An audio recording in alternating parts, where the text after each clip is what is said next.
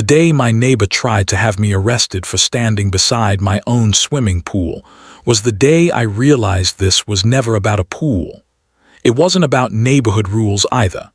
It was about money, control, and a plan that had been quietly moving forward long before I bought the house.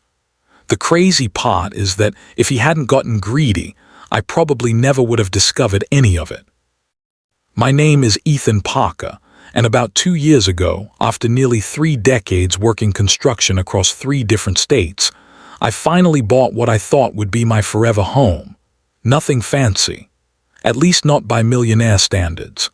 Just a comfortable house outside Cedar Ridge, North Carolina, with a backyard big enough for cookouts, a couple maple trees, and a swimming pool. That pool mattered more to me than I'd ever admit out loud. When you've spent most of your adult life waking up before sunrise, hauling lumber in the rain, working double shifts to keep food on the table, little things start to feel huge. That pool represented every sacrifice, every missed vacation, every weekend job, every overtime shift. I remember sitting on the back patio my first evening there, watching the sunset reflect across the water and thinking, man, maybe life finally slowed down. Turns out life had other plans. 3 weeks after moving in, I walked into my backyard carrying a cup of coffee and almost dropped it. There was a man floating in my pool, not drowning, not struggling, relaxing like he owned the place. He was stretched across a giant inflatable lounger, sunglasses on, sipping something from a stainless steel tumbler. For a moment I genuinely wondered if I'd somehow wandered into someone else's yard.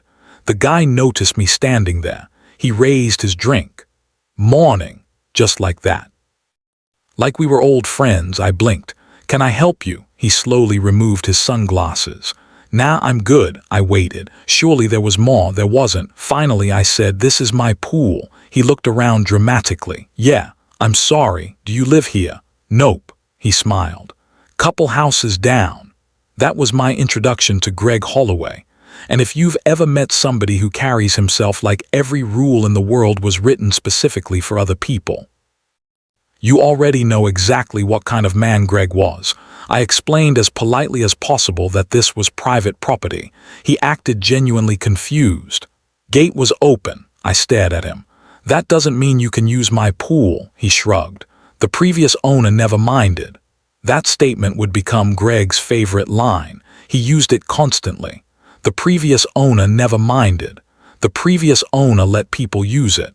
The previous owner was a community guy. The previous owner understood neighborhood culture. After about 10 minutes of awkward conversation, Greg finally climbed out of the water. He acted like I was the one creating a problem. As he walked toward the gate, he turned around. You'll settle in eventually. Then he laughed and disappeared down the street. I remember standing there thinking, what the hell just happened? Unfortunately, that wasn't the end of it. It was the beginning. The next afternoon, Greg came back. Then again the day after that. Sometimes alone, sometimes with another guy, once with a cooler, another time with folding chairs. I wish I was exaggerating. One Saturday I came home from Home Depot and found 3 grown men drinking beer beside my pool like they were attending a backyard barbecue I never planned. Every conversation followed the same pattern. I'd ask them to leave. Greg would smile.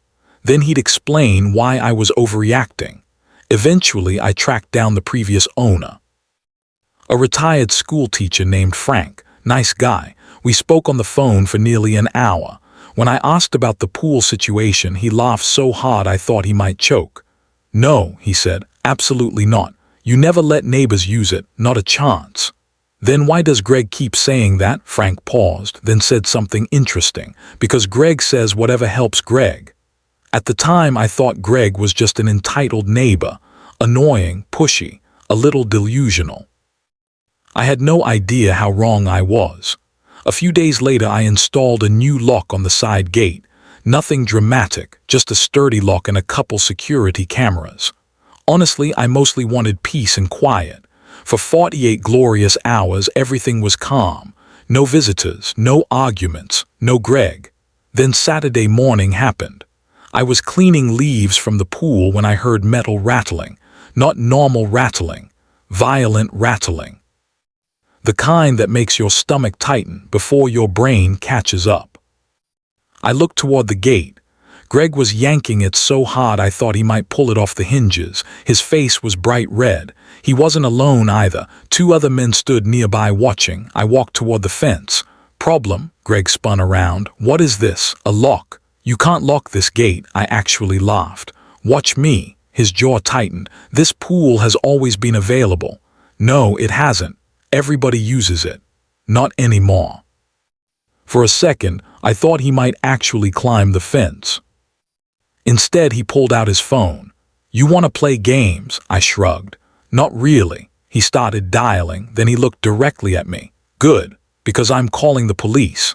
Now, most reasonable people would hear themselves say that sentence and realize how ridiculous it sounds. Greg was not most people.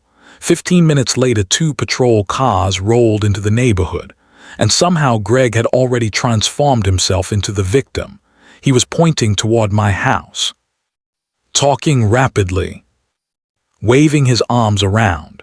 By the time the officers approached me, I almost wanted to hear the story myself.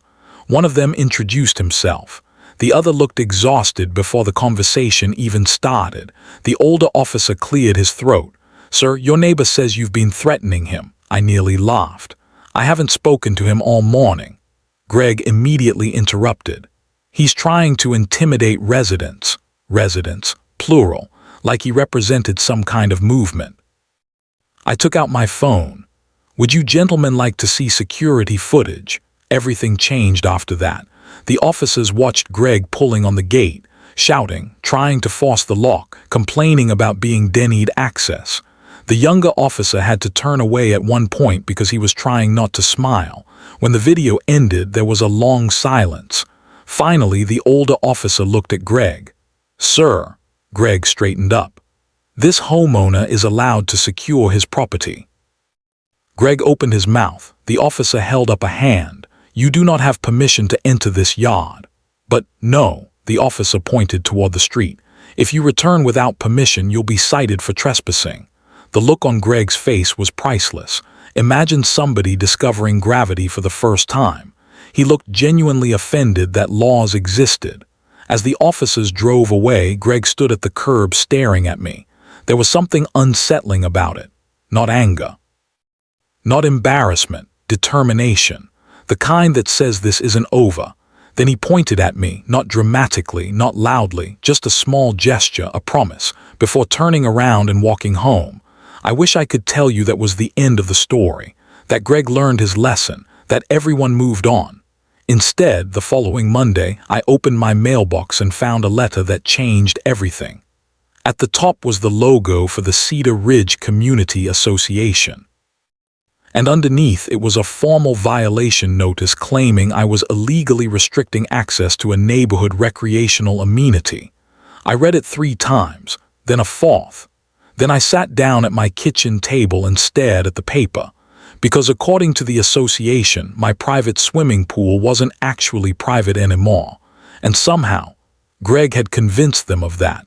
I wish I could say I laughed when I read that violation notice. I didn't. Honestly, the whole thing felt so absurd that my brain struggled to process it.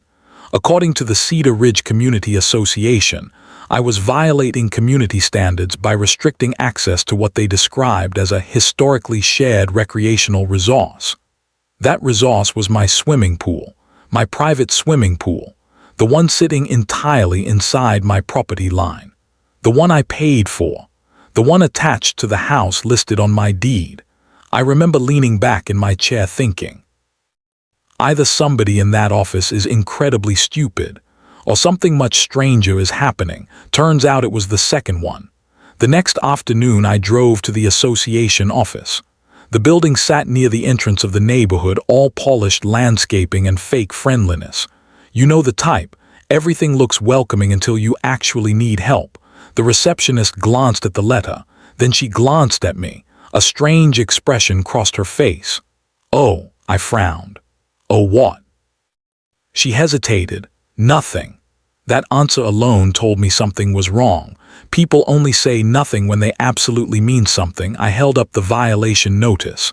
"I'd like to talk to whoever approved this," she sighed, then lowered her voice. "They're having a board meeting. Perfect." A few minutes later, she led me down a hallway. Before we even reached the conference room, I heard voices. One voice in particular, "Greg." I stopped walking. The receptionist stopped too. Through the door, I heard him say, "If we let him keep that gate locked, the entire community loses access." Another voice replied, "Greg, the pool is on private property." Then Greg snapped back immediately. "Historically, it's been available." There was that word again, historically, like he was talking about a national monument instead of somebody's backyard. The receptionist quietly opened the door. Every conversation inside stopped. There were 6 people sitting around the table. Greg sat near the head of it, comfortable, confident, like he belonged there. That's when I learned something new. Greg wasn't just a neighbor, he was vice president of the HOA. Suddenly everything started making a lot more sense. The association president introduced himself as Robert Kane, late 60s, soft-spoken, the kind of man who looked permanently tired. I placed the violation notice on the table. "Can somebody explain this?" Nobody answered immediately. Finally, Greg leaned back. "It's pretty simple." I looked at him. "Great, explain it." He folded his arms. "The pool has been considered a community feature for years." I stared at him. "No, it has. No." A few board members shifted uncomfortably. Greg continued anyway. "The previous owner encouraged access." "No, he didn't. That's your opinion." "It's his opinion too." That earned a few surprised looks. I pulled out my phone. "I spoke with Frank." Greg's expression changed, just slightly, but enough. For the first time all day, I saw uncertainty. The president cleared his throat. "Perhaps we should review documentation before making any conclusions." That sounded reasonable. Greg clearly didn't like it. His jaw tightened. "We don't need more documentation." "Actually," I said, "that's exactly what we need." The meeting ended without resolution. Officially. Unofficially, something about Greg's behavior bothered me. A lot. Because normal people don't become obsessed with somebody else's swimming pool. They just don't. When I got home, I started reviewing every piece of paperwork from my purchase. The deed, property survey, title documents, county records, everything. Every document showed the same thing. The pool belonged entirely to me. Case closed, or at least it should have been. Then around midnight, I logged into the county property database, mostly out of curiosity. I wasn't expecting to find anything.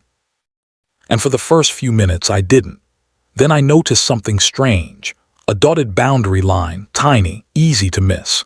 It wrapped around the pool area. Next to it was a note. "Shared recreation zone pending review." I froze, my stomach dropped. Because that notation didn't exist on any of my physical documents. I zoomed in, then out, then back in again. The line was still there. I spent the next hour digging through archived versions of the map. 5 years ago, nothing. 3 years ago, nothing. 2 years ago, nothing. Then suddenly, 8 months earlier, there it was, the dotted line, the pending designation, the proposed shared use area. Someone had tried to change the classification of my property, not legally, not successfully, but they had tried. I wasn't dealing with a misunderstanding anymore. I was looking at evidence. The next morning, I took a vacation day from work and drove straight to the county records office. The clerk helping me was a guy named Darren. Friendly. Patient, the kind of public employee who actually seemed to enjoy solving puzzles. I explained what I'd found. His eyebrows slowly rose, then he started searching. 10 minutes later, he frowned at his screen. Never in human history has been a comforting response. "What?" He turned the monitor slightly. "There are 2 versions of your boundary report." My pulse quickened. 2. "Yeah." He clicked through several files. "This is strange." I leaned closer. "What is?" He pointed at a digital authorization. The request was submitted under an inactive signature. I didn't say anything, I just waited. Darren looked at the file again, then back at me. "This shouldn't be possible."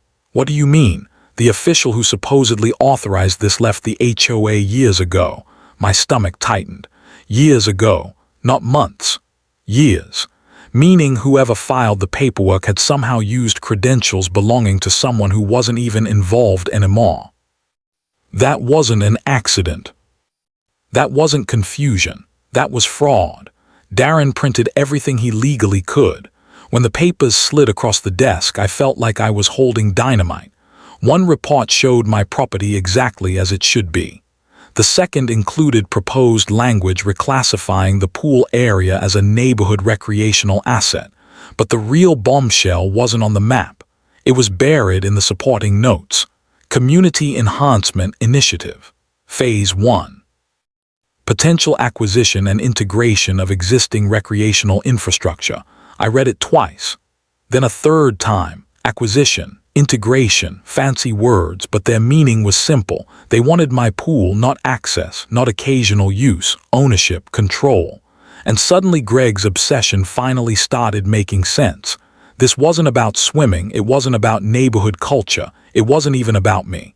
I was standing in the way of something. The question was, what? Later that afternoon, I drove home with a folder full of documents and 1,000 thoughts racing through my head. As I pulled into my driveway, I noticed Greg standing on his front lawn, waiting, almost like he knew where I'd been. The moment I stepped out of my truck, he called across the street.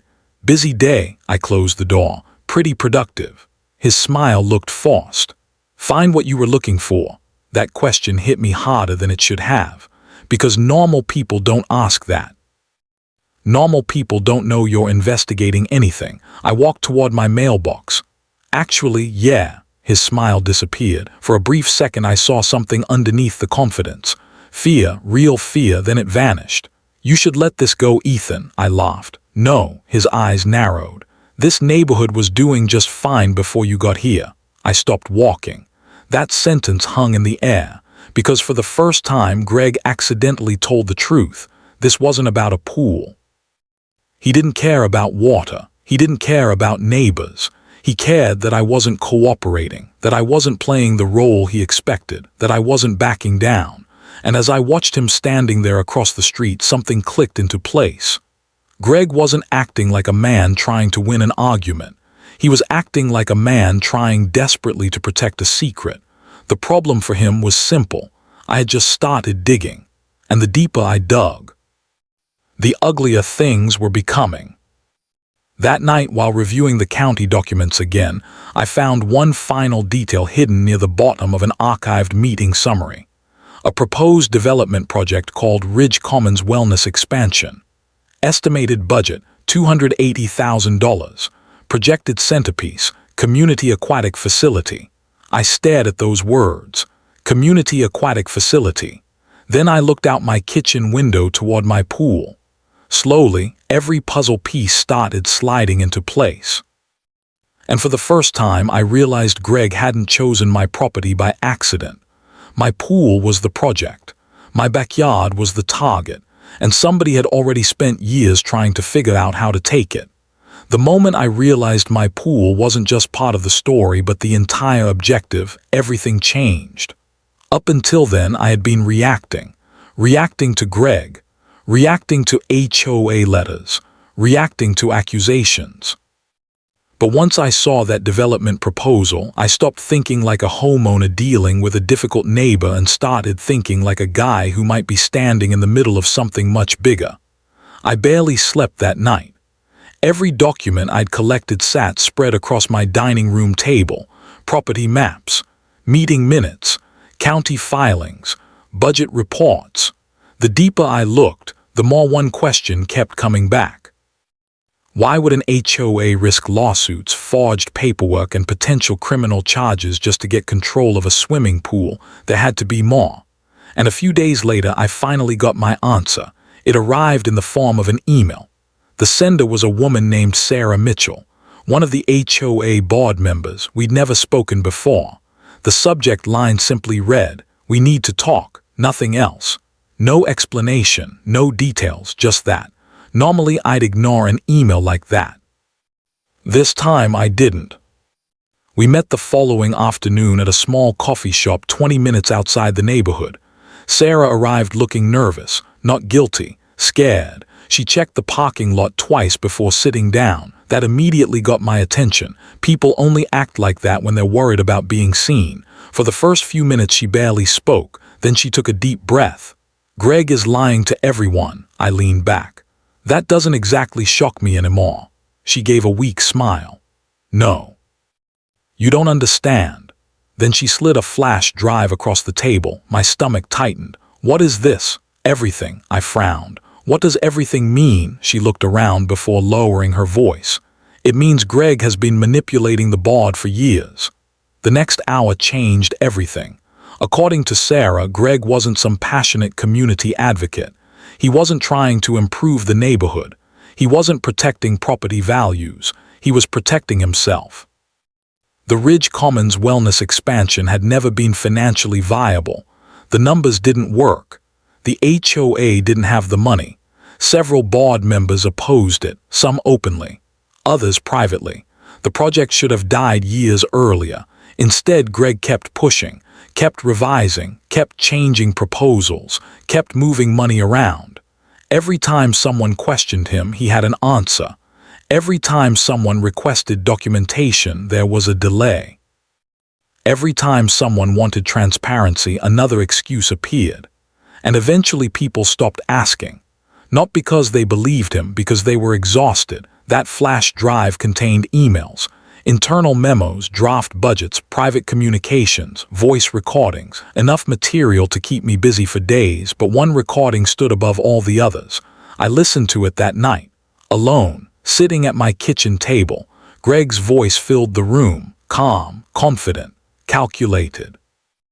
If we complete phase 1 before the audit, nobody will care where the money went. I paused the recording. My heart started pounding, then I played it again.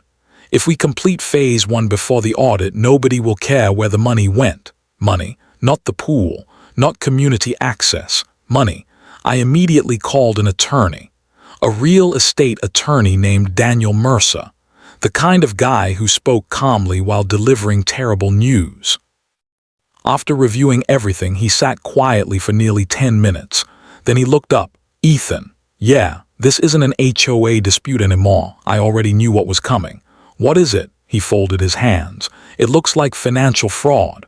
For a second, the room felt completely silent. Daniel continued. The expansion project appears to have been used as justification for expenditures that don't actually exist. I stared at him. How much money are we talking about? He looked down at his notes. Then back at me. At least $40,000. $40,000 gone, vanished, hidden inside fake consulting contracts, maintenance expenses, community improvement budgets. Suddenly Greg's desperation made perfect sense. He needed that project completed. Without it, the missing money would become impossible to explain. Without it, the audit would expose everything. Without it, the entire scheme would collapse. And because my property sat at the center of phase 1, I became the obstacle. Not the victim, the obstacle. For the next week things moved fast, much faster than Greg expected. Daniel filed requests with county officials. State oversight agencies got involved. Property investigators reviewed the forged documents. Sarah submitted a sworn statement. 2 former board members came forward. Then 3 more homeowners contacted me, one after another. Each had stories, threats, retaliation, selective enforcement, harassment. Suddenly Greg's pattern became visible. He'd been using HOA authority as a weapon for years. Most people simply gave up before fighting back. I didn't, and that changed everything. 3 weeks later, the HOA announced an emergency community meeting, mandatory attendance. The largest meeting in neighborhood history. Word spread quickly. By the time I arrived, the community center parking lot was overflowing. People stood outside talking in small groups, whispering, speculating, waiting. Inside, nearly every seat was filled. The atmosphere felt electric, like everyone knew something historic was about to happen. Greg stood near the front, trying hard to look confident, trying even harder to look calm, but I could see it. The tension, the fear, the uncertainty. His smile looked forced. His shoulders looked tight, and for the first time since I'd met him, he looked tired. The HOA president stepped forward, cleared his throat, started reading a prepared statement. Then the side doors opened. The entire room went silent. 3 county investigators walked inside. Behind them came a sheriff's deputy. You could feel the oxygen leave the room. Greg stopped breathing for a second. I saw it. Everyone saw it. One investigator approached the front. "Good evening." Nobody spoke. "We are here regarding an ongoing investigation into fraudulent filings, financial misconduct, and improper use of association funds." A wave of whispers swept through the crowd. The deputy unfolded paperwork. Greg's face went pale, not nervous pale, ghost pale, the kind of pale that happens when somebody realizes the game is over. The investigator continued. "Based on evidence collected over the previous several weeks, we have established probable cause involving multiple violations." Greg shook his head. "No," the investigator didn't stop. "We are requesting immediate access to all HOA financial records and communication archives." The deputy stepped forward. "Mr. Holloway." Greg looked around the room, desperately, like he expected someone to save him. Nobody moved, nobody spoke. Nobody defended him. The deputy repeated his name, and something inside Greg finally broke. He started talking fast, too fast, claiming misunderstandings, claiming good intentions, claiming everything had been done for the community. But every sentence only made things worse. Because the more he talked, the more obvious it became that he wasn't defending the neighborhood. He was defending himself. When the deputy informed him he would be escorted for questioning, the room remained completely silent. No applause, no cheering, no celebration, just silence. The kind of silence that happens when people finally see someone clearly for the first time. As Greg walked toward the exit, he glanced back. For one brief moment our eyes met. I expected anger. I expected hatred. Instead, I saw something else. Regret. Not regret for what he'd done. Regret that he got caught. Then he disappeared through the doors, and just like that, the loudest voice in the neighborhood was gone. The investigation lasted several months. The results were ugly. $43,000 missing, fake invoices, fabricated consulting fees, falsified records, unauthorized filings, retaliation against homeowners. Everything eventually came out. The HOA issued formal apologies. Every violation against me was withdrawn. New elections were held. Transparency policies were introduced. Independent oversight was established, and the proposed expansion project died permanently. As for Greg, he eventually accepted a plea agreement involving fraud-related charges, restitution, and jail time. When I attended the sentencing hearing, I expected to feel victorious. I didn't. Honestly, I mostly felt tired. The whole thing started because I wanted to enjoy a quiet backyard. That's it. I wasn't trying to become some crusader. I wasn't trying to expose corruption. I wasn't trying to change an entire neighborhood. I just wanted to swim in my own pool without strangers showing up. Funny how life works sometimes. A few months after everything ended, I finally had a peaceful Saturday again. No lawyers, no meetings, no investigations, no cameras to review, no certified letters, just sunshine, water, silence. I floated on my back and stared up at the sky. For the first time in almost a year, I felt completely relaxed. Then I looked toward the gate. The same gate that started everything, just a simple lock. A $20 lock from a hardware store, that was all. One small lock, one small boundary, one moment of saying no. And somehow that tiny act exposed years of lies. Looking back now, I think that's the lesson that stuck with me most. People like Greg don't become powerful because they're smarter than everyone else. They become powerful because most people don't want conflict. Most people stay quiet. Most people assume someone else will deal with the problem, until eventually the wrong person ends up controlling everything. Maybe that's why this story still bothers me sometimes. Not because of Greg, not because of the money, not even because they tried to take my property. It bothers me because the whole thing worked for years. It only stopped when someone finally pushed back. And honestly, I'm curious what you think. If you were in my position, Would you have fought the HOA the moment that first violation letter arrived? Or would you have ignored it and hoped everything went away? And here's the bigger question. At what point does protecting a community become controlling it? Drop your thoughts in the comments because I've seen people argue both sides of this story. And even now, years later, the debate gets heated fast.